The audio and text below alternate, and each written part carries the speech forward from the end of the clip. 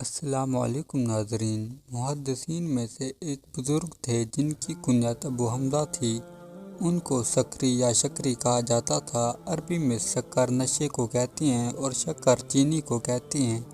کہتے ہیں کہ ان کا نام ابو حمزہ اس لیے پڑ گیا کہ ان کی باتوں میں اتنا نشہ تھا کہ جب یہ لوگوں سے باتیں کرتے تھے تو ان کی باتیں اتنی لذیذ ہوتی تھیں کہ سننے والوں کو لذت کا نشہ آ جاتا تھا۔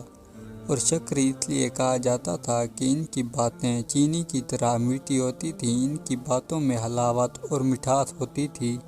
ایک مرتبہ ان کو پیسوں کی ضرورت تھی۔ ان کے پاس ایک بڑا مکان تھا۔ مکان کے علاوہ اور کوئی چیز نہیں تھی جس کو بیچ کر پیسے حاصل کرتے۔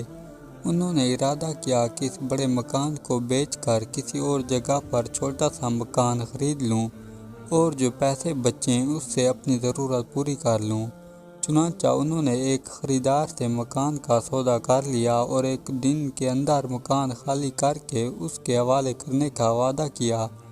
پڑوسیوں کو جب معلوم ہوا کہ ابو حمزہ سکری مکان بیچ کر کہیں جا رہے ہیں تو سارے پڑوسی مل کر ان کے پاس حاضر ہوئے اور ان سے کہا کہ ہم نے سنا ہے کہ آپ ہمارا محلہ چھوڑ کر جا رہے ہیں۔ ہماری درخواست یہ ہے کہ آپ ہمارا محلہ نہ چھوڑیں اور جتنے پیسے خریدار اس مکان کے بدلے آپ کو دے رہا ہے ہم سب مل کر اتنے پیسے آپ کو دینے کے لیے تیار ہیں، لیکن آپ کا یہاں سے ہمارا پڑوس چھوڑ کر جانا قابل برداشت نہیں، اس لیے کہ آپ ہمارے پڑوس کی بدولت میں بہت سی نعمتیں میسر ہیں۔ ہمیں ایسا پڑوسی ملنا بہت ہی مشکل ہے۔ بہرحال اگر نیک اور خوش اخلاق اور اللہ والا پڑوسی مل جائے تو یہ اتنی بڑی نعمت ہے کہ حضور پاک صلی اللہ علیہ وسلم نے اس کو انسان کی خوش نصیبی کی علامت قرار دیا ہے۔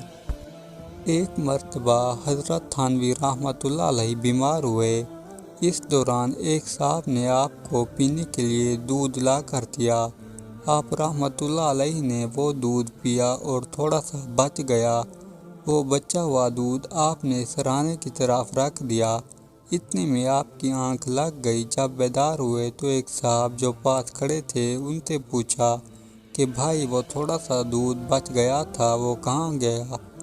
تو اس نے کہا کہ حضرت وہ تو پھینک دیا، ایک ہی گھونٹ تھا۔ حضرت تھانوی رحمۃ اللہ علیہ بہت ناراض ہوئے اور فرمایا کہ تم نے اللہ تعالیٰ کی اس نعمت کو پھینک دیا، تم نے بہت غلط کام کیا۔ اگر میں اس دودھ کو نہیں پی سکا تو تم خود ہی پی لیتے، کسی اور کو بھی پلا سکتے تھے، بلی یا پھر طوطے کو پلا دیتے، اللہ تعالیٰ کی کسی مخلوق کے کام آ جاتا، تم نے اس کو کیوں پھینکا؟ پھر ایک اصول بیان فرما دیا کہ جن چیزوں کی زیادہ مقدار سے انسان اپنی عام زندگی میں فائدہ اٹھاتا ہے اس تھوڑی مقدار کی قدر کرنا اس کے ذمہ ہے۔ مثلاً کھانے کی بڑی مقدار کو انسان کھاتا ہے، اس سے اپنی بھوک مٹاتا ہے، اپنی ضرورت پوری کرتا ہے، لیکن اگر اسی کھانے کا تھوڑا حصہ بچ جائے تو اس کا احترام اور توقیر بھی اس کے ذمہ واجب ہے، اس کو ضائع کرنا جائز نہیں، یہ اصل بھی در حقیقت ہے۔ اسی طرح ایک حدیث میں بھی ماخوذ ہے کہ اللہ تعالیٰ کے رزق کی ناقدری مت کرو، اس کو کسی نہ کسی استعمال میں لے آؤ۔ علی بن الموفق فرماتے ہیں کہ میں نے 50 سے زیادہ حج کیے اور میں نے اسی کا ثواب نبی کریم صلی اللہ علیہ وسلم، حضرت ابوبکر، حضرت عمر فاروق، حضرت عثمان غنی اور حضرت علی رضی اللہ تعالیٰ عنہم اور اپنے والدین کو بخش دیا، اور صرف ایک حج میرے پاس باقی رہا۔ ایک مرتبہ حج کے دوران میں نے میدان عرفات میں حاجیوں کو دیکھا اور ان کی چیخ و پکار اور ان کے گڑ گڑانے پر مجھے ایک کیفیت طاری کر دی۔ میں نے دعا کی کہ اے اللہ، اگر ان لوگوں میں کوئی ایک ایسا انسان ہو جس کا حج قبول نہیں تو میں اپنا حج اس کو ہدیہ کرتا ہوں، میرے حج کا ثواب اس کے نامہ اعمال میں لکھ دیجئے۔ پھر میں نے مزدلفہ میں رات بسر کی۔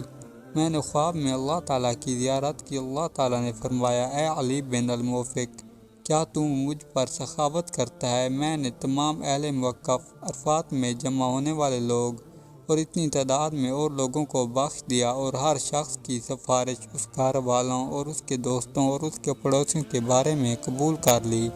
کیونکہ میں ہی اہل تقویٰ اور اہل مغفرت ہوں۔ بے شک اللہ تعالیٰ ہر کسی کو بخشنے والی ہیں، بس دعاؤں کی ضرورت ہے۔ دوستو، ہم امید کرتے ہیں کہ یہ ویڈیو آپ کو پسند آئی ہوگی۔ اس طرح کی مزید ویڈیوز دیکھنے کے لیے ہمارے چینل کو سبسکرائب کر کے بیل آئیکن کو آل پہ پریس کریں تاکہ ہمارے آنے والی ویڈیو کا نوٹیفیکیشن آپ تک آسانی سے پہنچ سکے۔ آپ سے التجا ہے کہ اپنی نمازوں کو وقت پر ادا کرنے کی کوشش کریں تاکہ اس دنیا میں کامیابی کے ساتھ ساتھ آخرت میں بھی کامیابی نصیب ہو سکے۔ آپ سے ملتے ہیں انشاءاللہ نیکسٹ ویڈیو میں، تب تک کے لیے